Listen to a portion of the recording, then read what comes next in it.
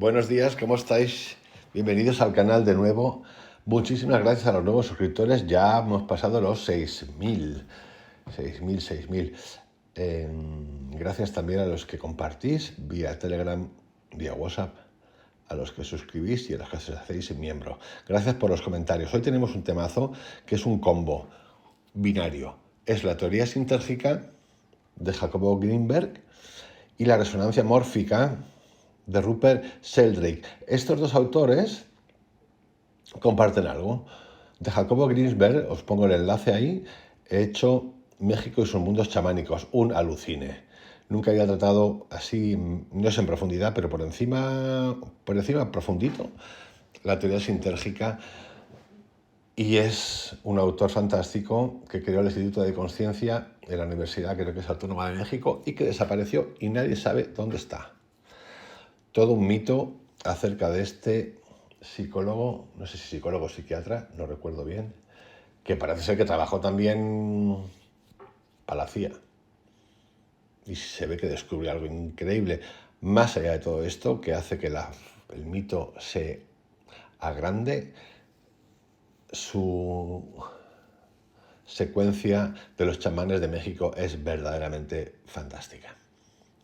Tenéis unos cuantos vídeos ahí hechos, creo que son 7 o 8.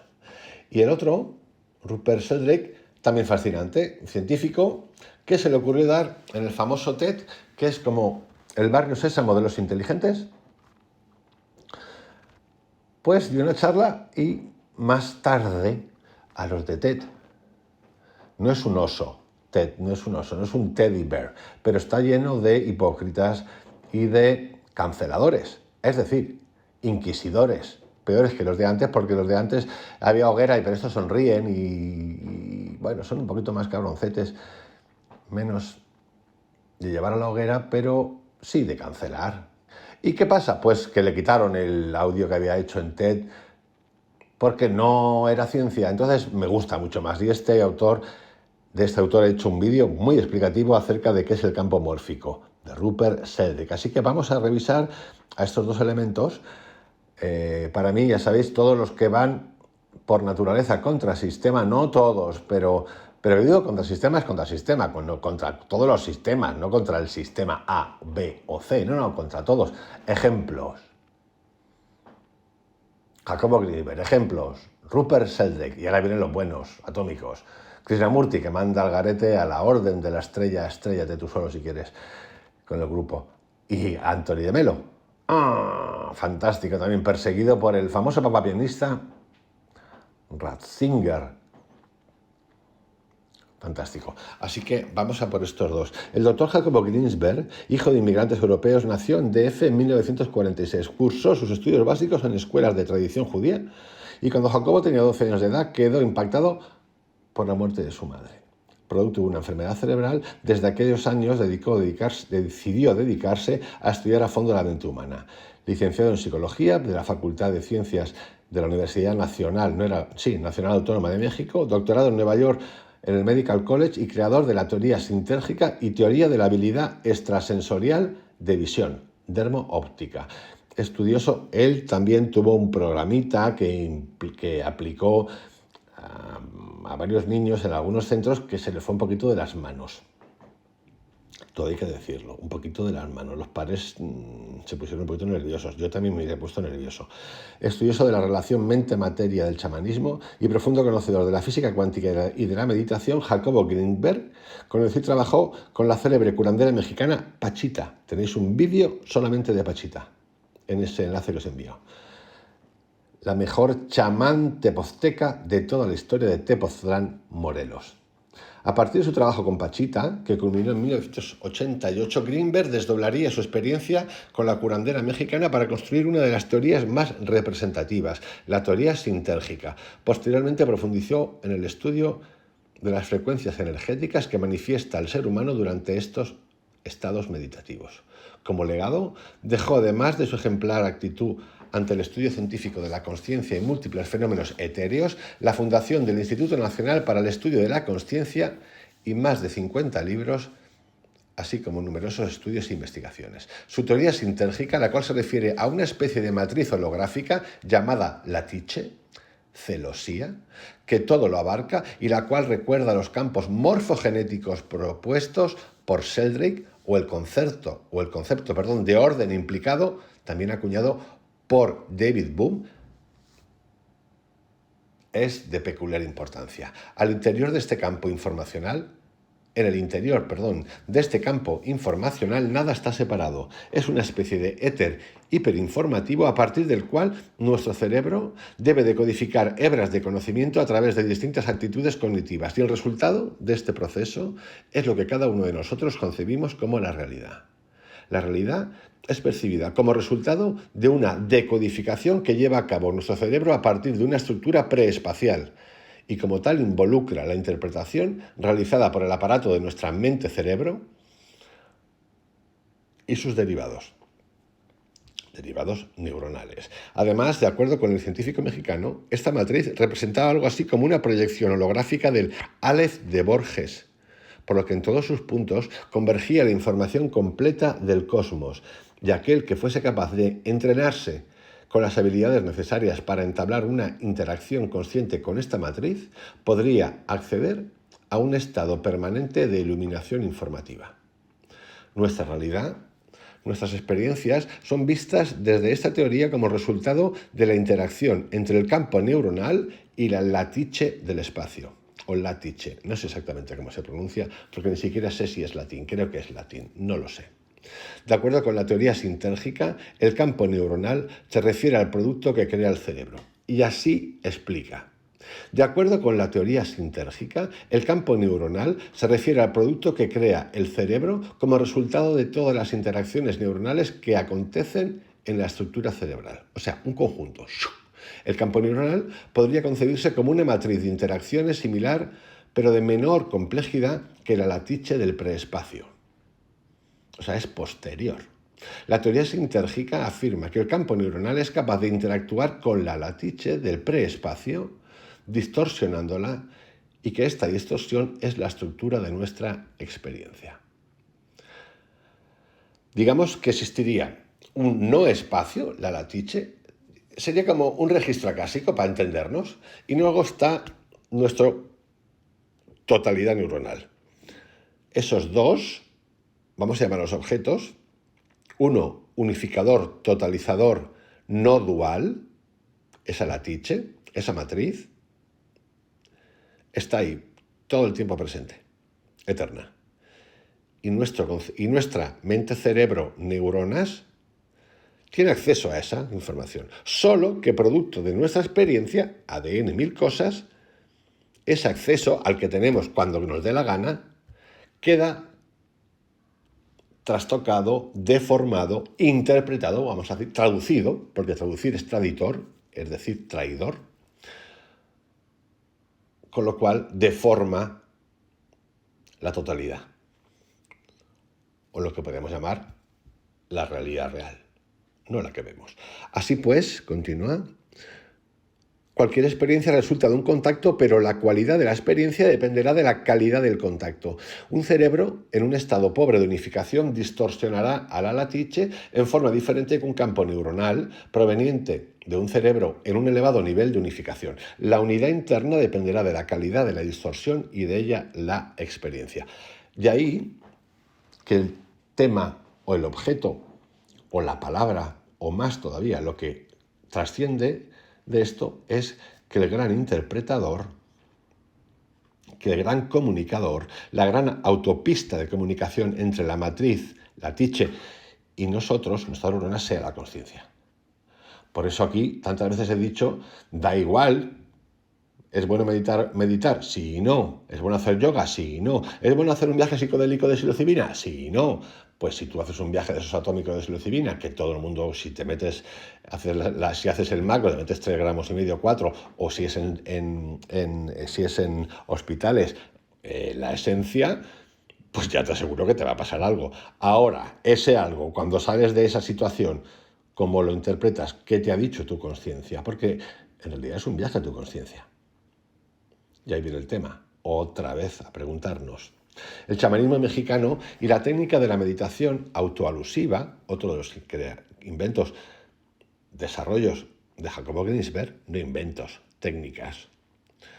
Buscan lograr la observación simultánea de muchas experiencias. La unidad se produce cuando el observador incorpora en un acto de observación todos los contenidos de la experiencia. Esto es lo que dice Krishnamurti y también Anthony de Melo, sobre todo Krishnamurti, cuando un día iba en el coche y de repente va en la parte de atrás y de repente mira y hay un señor en un árbol y entra en un estado de repente se da cuenta que es el señor, que es el árbol, que es la autopista, que es el coche, que es todo.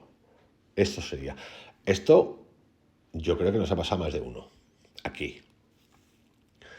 El estado básico de la latice, o latice, libre de distorsiones, holográficamente congruente y de máxima coherencia, es un modelo de luz divina, que todo llena, refulgente y en una unidad simple sin compartimentos. Cualquier distorsión de la latice pura equivale a una disminución de la luz divina y es resultado de un proceso de Zinzum. El campo neuronal, no sé exactamente qué es Zinzum.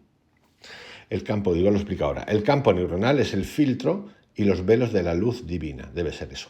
Porque solamente un campo neuronal análogo a la latice pura no la distorsionaría.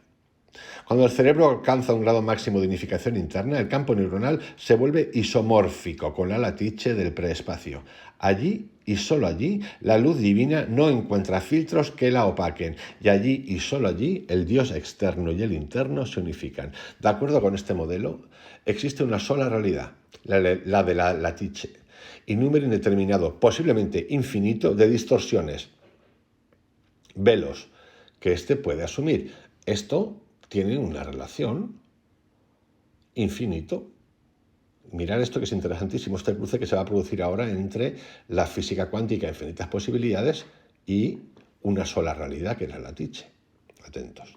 La experiencia humana depende de la activación de un campo neuronal proveniente de un cerebro humano, capaz de distorsionar la latice en forma hipercompleja. Pero esta experiencia se vuelve divina cuando el campo neuronal mimetiza el estado básico no distorsionado de la latice. También puede ser conocido esto como vacío.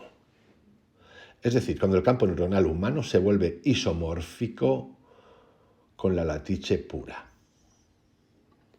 Esto es importante porque esos estados, a esos estados se puede llegar, yo los conozco, muchos de vosotros también, a través de la meditación y a través de los viajes psicodélicos. Como lo define, tal cual.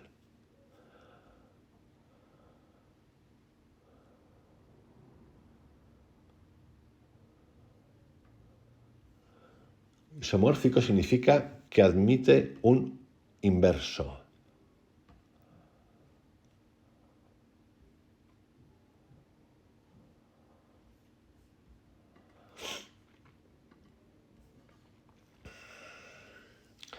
De acuerdo con este modelo, existe una sola realidad, la de la latice, y número indeterminado, posiblemente infinito, de distorsiones, velos que está por asumir. Aquí, a mí me interesa mucho en esta frase, ya que hemos pasado de la física clásica a la física cuántica, donde están las infinitas posibilidades, a otra cosa más que también se está investigando hoy en física cuántica, que es una sola realidad. ¿Cuál es? Es que a lo mejor no nos da la mente para eso, tenemos que trascender algo más, porque a lo mejor no es blanco o negro, sino todo. Ahí tiro la idea. La experiencia humana depende de la activación de un campo neuronal proveniente de un cerebro humano, capaz de distorsionar la latice en forma hipercompleja. Este isomorfismo se alcanza cuando se logra una unidad cerebral total. También puede ser una advaita esto, no dualidad. En esta instancia, todo se vuelve paradójico. No existe interno ni externo, sino ambos y ninguno. No existe tiempo ni espacio, sino solamente una luz divina en unidad simple y compleja. El yo y el tú desaparecen en su dualidad, y lo que permanece es la experiencia de la luz en todo. De nuevo, esto se puede llegar y se llega a experimentar, repito, a mí me ha pasado, sobre todo con la psilocibina, en menor grado, muchísimo menor grado con la meditación, pero sé que hay gente que lo ha experimentado en meditación, sin psilocibina. Jacobo Greenberg, trabajó desde una perspectiva científica en la evaluación metodológica de las manifestaciones de la consciencia en el ser humano. Su trabajo junto a la curandera mexicana Pachita puso en riesgo su prestigio científico y terminó desapareciendo en extrañas circunstancias en 1994. Su familia continuó divulgando sus teorías e impartiendo cursos y talleres fundamentalmente en México y en España. Y ahora vamos al otro, a Rupert Sheldrake, la hipótesis de la resonancia mórfica, porque se tocan estos dos. Rupert Sheldrake nació en 1942. Es un biólogo británico de la Universidad de Cambridge, conocido por su hipótesis de la resonancia mórfica. Sheldrake ha sido criticado y un poquito más por la comunidad científica por su trabajo estudiando la telepatía entre animales y sus dueños, la telepatía telefónica o la sensación de que alguien nos está observando. En 1981, Rupert Sheldrake publicó un libro titulado Una nueva ciencia de la vida, la hipótesis de la resonancia mórfica. Esto no solo es una teoría para explicar la telepatía, sino para explicar la evolución conjunta de una especie influida por campos colectivos de información que van más allá de su mera genética. Ideas, pensamientos y acciones que se convierten en hábitos y que van agregándose a la memoria, que comparte una especie y de esta forma interviniendo en su desarrollo. Tenemos aquí la evolución científica de los conceptos de campos acásicos, lo que he mencionado antes, de la filosofía védica y del inconsciente colectivo de Carl Jung, otra figura. Esto es importante porque en el Yoga de Patanjali, que tenéis 4 vídeos hechos, en el capítulo 3 habla de estas cosas: telepatía, telequinesia, levitación, y además dice que no importa, que a eso se puede llegar, y seguramente hay gente que ha llegado a eso, lectura de la mente de los otros, escucharlo en silencio, todo, pero no importa, si es que esto lo importante es que no importa. Por eso se habla tanto del materialismo espiritual, que está plagado. El reino de Dios está en ti. Por eso yo cada vez creo menos, cada vez no. Bueno, sí, es que se me va agrandando este rollo de seguir, evangelizar, decir lo que hay que hacer, el curso de los 1000. En fin, cada uno que elija lo que quiera.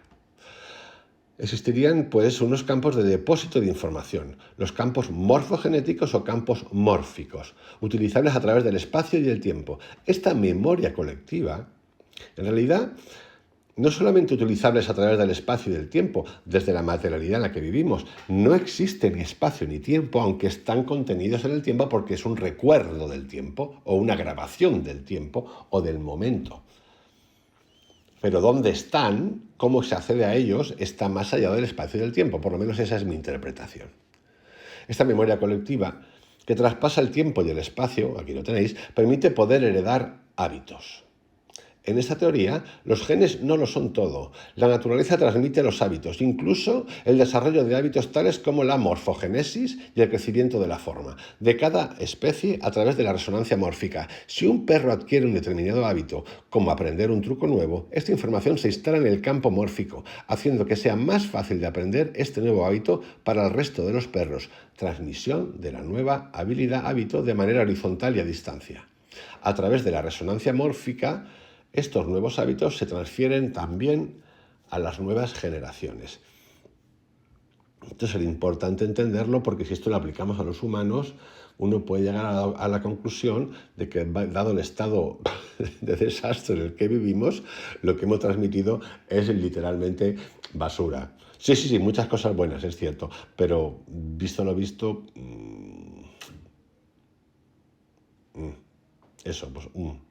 La hipótesis de este biólogo se basa en que la memoria no se encuentra almacenada dentro del cerebro. La memoria se almacena en cada campo mórfico y esto genera una interconexión a distancia entre los que comparten el mismo campo mórfico. Lo que haces, lo que dices y lo que piensas puede influir a otra persona por resonancia mórfica. ¿Esto no pone nerviosos? Esto yo creo que es así. Esto para mí es vibracional, pero no solamente por cercanía, 1 metro, 2 metros, 3 metros, 20 metros, sino también a distancia, el efecto mariposa. Por eso el grado de atención en nuestra vida es tan importante y ha de ser constante, es decir, fluido. ¿Para qué? Para no entrar en mierda, como diría aquel. Para no emitir mierda, como diría aquel. La conciencia. Pero no preocuparos porque durante el día estamos todo el rato como una noria, para arriba, para abajo, para arriba, para abajo. Una noria no, una roller coaster de esas, que nunca me sale el nombre en español. Una noria, ¿no? ¿Cómo se llama? Bueno, eso, ya sabéis. Eso que sube y que baja y que da vueltas. El ADN sería una especie de sintonizador o descodificador de dicha memoria. Muchos de nuestros pensamientos ni siquiera son nuestros, provienen del colectivo, porque existe una constante interacción entre todos los cerebros. ¿Esto quién lo dice? Jacobo Greenberg Zibelbaum. Resumiendo, la herencia biológica se refiere tanto a los genes como a los campos mórficos. La herencia de los caracteres adquiridos no se produce debido a la transmisión de los genes, sino debido a los efectos de los campos mórficos, que son modificados al aprender algo. La memoria no se almacena en el cerebro, subyace en la memoria colectiva, el inconsciente colectivo de Jung. De esta forma, los hábitos adquiridos por algunos organismos pueden facilitar la adquisición de los mismos hábitos por otros organismos similares. El aprendizaje de una habilidad, incluyendo el idioma, se ve facilitada por todas las personas que hayan aprendido la habilidad antes. Ahí podemos entrar en juegos malabares. Alguien que de repente tiene la facultad, desde bien pequeñito, de aprender idiomas como si nada. Los niños pequeños en realidad aprenden súper rápido. Puede ser que venga de otra época, que en otra época viviese en Inglaterra, en Italia, en China, en Japón, en la India, en Groenlandia. No puede ser. Las ideas de Rupert Sheldrake son rechazadas por la comunidad científica por ser consideradas pseudocientíficas. El primer problema con Sheldrake, además de la falta de evidencia experimental, son sus ataques contra la ciencia ortodoxa. En noviembre de 2005, Michael Shermer finalizaba un artículo titulado La resonancia de Rupert en la revista American Scientific, diciendo lo siguiente: el escepticismo es la posición por defecto porque la carga de la prueba recae sobre el creyente, no sobre el escéptico. La teoría de la resonancia mórfica de Rupert Sheldrake podría ser una de las teorías científicas más revolucionarias de la historia, sentando las bases para entender la interdependencia existencial. O podría ser solamente una versión más del pensamiento New Age, sin bases en la realidad, solo que postulada por un biólogo de Cambridge. Esto es importante, ¿por qué? ¿Por qué creéis que es importante? Igual que Jacobo Greenberg. Porque no te está imponiendo nada, no te está diciendo que es un pecador, simplemente está abriendo nuevas vías de experimentación, de atención y de recepción. Esto no es como la secta, la iglesia, el grupo de meditación, el grupo de yoga, los Kali yogas, los hit yoga o la puta madre que parió a Panete, que te llevan, o la secta de la psilocibina o la iglesia de la psilocibina. No, si algo tienen en común todos estos elementos que he mencionado antes, Rupert Sheldrake, Jacobo Greenberg, Krishnamurti, Anthony de Melo, es el entrar en libertad y salir en libertad. ¿Por qué cojones no voy a poder experimentar, abrir nuevas cosas porque la ciencia diga que no lo puedo demostrar? ¿Por qué no voy a poder investigar? ¿Por qué no? ¿Por qué no? ¿Por qué voy a tener que entender el Gita en base a lo que un mediador entre mediador me dice? ¿Por qué voy a tener que ver la Biblia como un mediador entre mediador me dice del sistema? ¿Por qué tengo que leer el Corán como un mediador entre mediador me dice? ¿Por qué? ¿Por qué? ¿Por qué? ¿Por qué me tengo que creer que Manuel Schoedemer diga que el paraíso es así, el cielo es así, el infierno es así, hay esas escalas? ¿Por qué? No, lo recibo con alegría, veo que es muy creativo. ¿Y por qué me tengo que creer que el chamán de México que ve en el Sol de la Luz ha estado viajando 3 años, te ha visto un señor con barba, pero vestido con ropas mexicanas, que no pasa nada? Que es que no pasa nada, que eso es cultural. Que eso es cultural. Nada más. Son maneras de percepción culturales.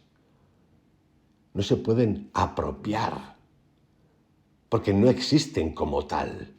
Existen en nuestra mente que tiene que reproducir, o necesita reproducir eso que todavía no entiende en una forma que lo pueda comprender mi mente.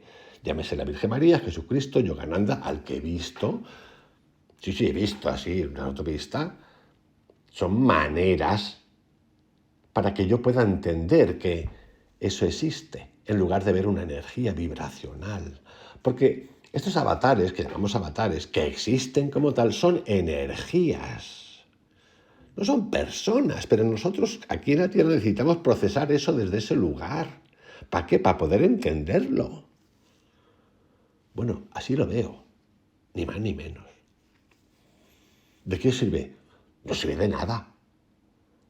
O sirve de mucho.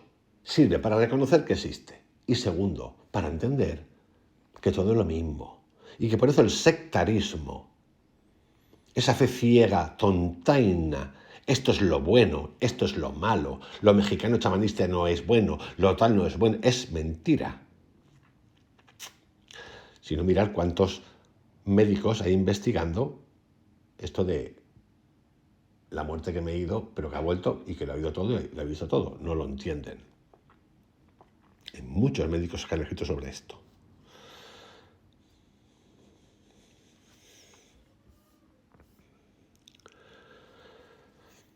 La hipótesis de resonancia mórfica o la teoría sintérgica de Jacobo Grinsberg y de Sheldrake albergan la existencia de una especie de campo de información.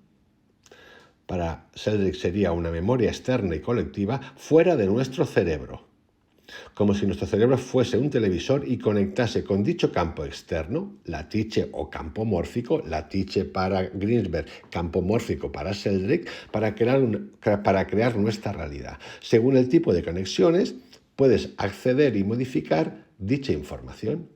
Igual que cuando sintonizas otro canal en la televisión, no todos perciben la realidad de la misma manera. El 12 de enero de 2013, Rupert Sheldrake dio una charla en TEDx titulada TEDx, La ciencia, The Science Delusion, que creó gran controversia. Los vídeos de las intervenciones de Rupert Sheldrake y de Graham Hancock fueron retirados desde el canal de TEDx en YouTube, además, alegando errores de hecho y científicos. Ahí tenéis, los canceladores, los listos calistos. Alguien se puso nervioso. Posteriormente fueron insertados de nuevo tras la avalancha de críticas por la censura o semicensura. Censura. Aunque en un apartado distinto al habitual. Es decir, le dieron una vueltica. Hay infinidad de debates en la red sobre los que defienden que TED estaba en su derecho para evitar que su nombre se relacionara con la pseudociencia y los que critican la censura practicada. Esto es muy divertido. A ver, la plataforma del conocimiento que se reserva como en un bar el derecho a prohibir. Esto es como Google, la plataforma de la búsqueda, o YouTube, libre para todo, pero que se reserva el derecho a. Eso no es libertad, eso es una mierda. Esos son como los estados democráticos. Pero me reservo el derecho a, sobre todo a la violencia. ¿Por qué? Porque tú eres del otro lado. Y sí. Eso es importante entenderlo porque esto ha existido siempre, hoy más que nunca, pero ha existido siempre. Hay que tapar al que no está conmigo para que no crezca. No sea que se me infecte el personal. Por eso lo de pertenecer va a ser que no. ¿Pertenecer a quién? A ti. A tu yo interior. Porque sí, claro, si siempre tienes que estar escondiendo algo que no lo crees y que no confías en él y que no te vale por necesidad, pues entonces, que es lo que suele pasar en la política, entonces no eres nunca tú. Es una prostitución de otra manera. Sí, yo lo siento, pero lo veo así.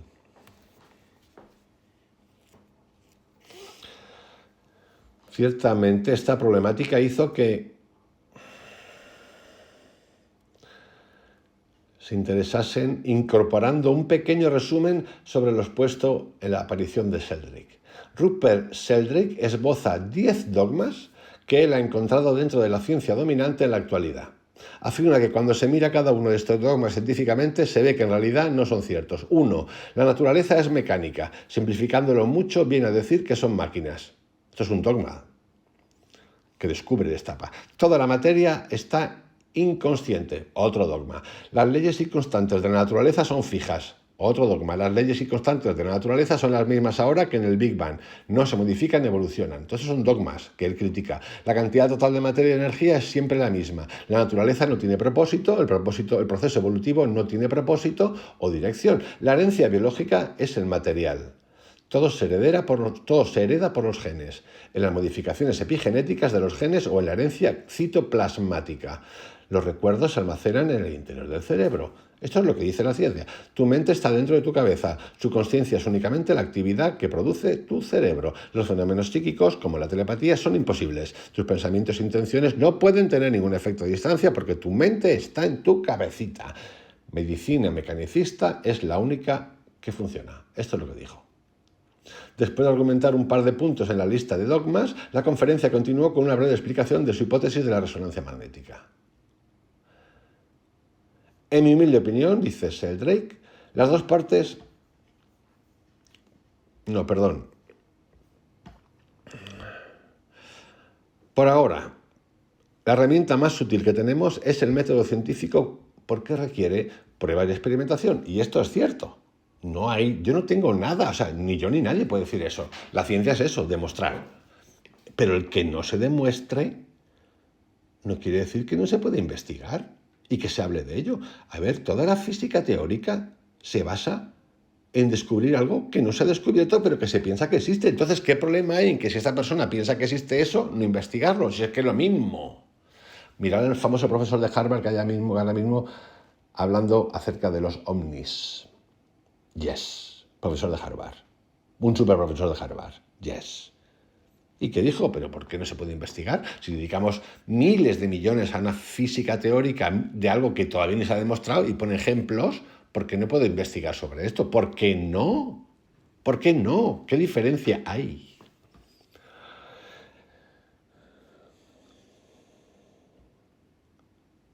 Existen hipótesis que no se pueden comprobar científicamente, o al menos por ahora. Si bien es cierto que por lo tanto no deberían ser tratadas como verdades, el hecho de que no se puedan comprobar por el momento no significa que no puedan ser ciertas o se pueden investigar. Bueno, lo que acabo de decir. En resumidas cuentas. Aquí tenéis, iba a decir una locución, un audio-vídeo acerca de la teoría sintérgica y la resonancia mórfica. Muy divertido, a mí me ha gustado muchísimo hacerlo. Cuando lo estaba preparando vi más cosas de las que veía antes, entendí mejor, creo que entendí mejor. Y os lo dejo para que, bueno, opinéis, penséis, me contéis algo, si queréis. Un abrazo grandote, hasta mañana.